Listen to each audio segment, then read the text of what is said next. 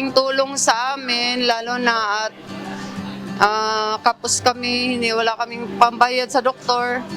Ito po ay maganda pong opportunity sa amin na makapagpa-check up, lalo na malaman namin yung kalusugan namin, kalagayan namin. Salamat po sa Diyos at nakarating kami dito. Bumiyahe pa mula Parañaque hanggang Marikina si Ginang Jocelyn Ordante. Bit-bit ang 3 sa 7 nitong mga anak upang manawagan ng tulong medikal. Ayon sa kanya, nakaranas siya ng mahigit ilang linggong pagdurugo, subalit hindi magawang pumunta sa doktor dahil sa kakulangan ng maipambabayad. Kaya't laking pasasalamat nito nang makatanggap ng free services mula sa UNTV at MCGI. Mahalaga rin aniya para sa kanya ang mga ganitong libreng serbisyo, lalo na sa kanyang kalagayan bilang isang solo parent. Ito ay mahalaga para sa amin, lalo na at kami ang provider sa pamilya. Hindi kami kaagad-agad nakakapag-provide ng pang-medical, gastusin sa mga gamot.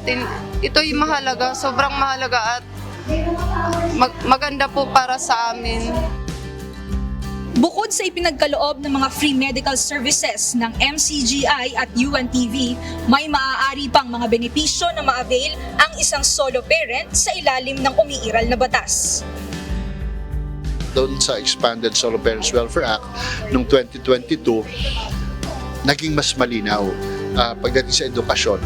Sinasabi isang anak ng solo parent ang gagawing full scholar ng ating national government hanggang makatapos siya ng college or vocational studies, kung ano man yung gusto niya.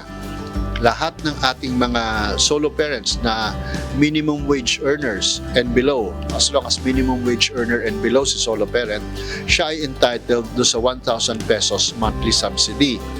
Bukod pa rito, automatiko ring makakakuha ng PhilHealth coverage ang isang solo parent kung ito man ay walang trabaho o self-employed. Damay na rin sa PhilHealth coverage ang mga anak ng isang solo parent na wala pang 22 years old. Mayroon ding 10% discount ang isang solo parent at VAT exemption sa diaper, food supplement at bakuna ang kanilang mga anak na 6 years old and below. Ito ay in-expand ng ibang mga local government units, halimbawa kagaya ng Angeles City.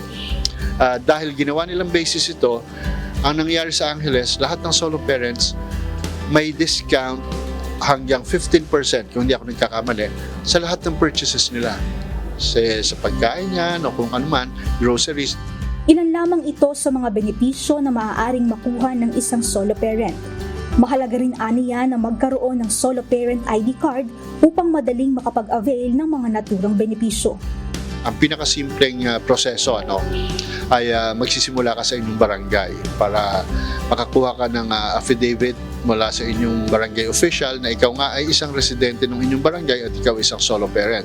So from there, pupunta ka sa inyong social services department, ang inyong city hall or munisipyo, at dapat dala mo na yung photocopy ng birth certificate ng inyong mga anak at yung affidavit mo rin bilang isang solo parent na nagsasabi na ikaw nga isang solo parent at ikaw ay walang kinakasama at ikaw ay nag-iisa na bumubuhay at nangangalaga sa inyong mga anak.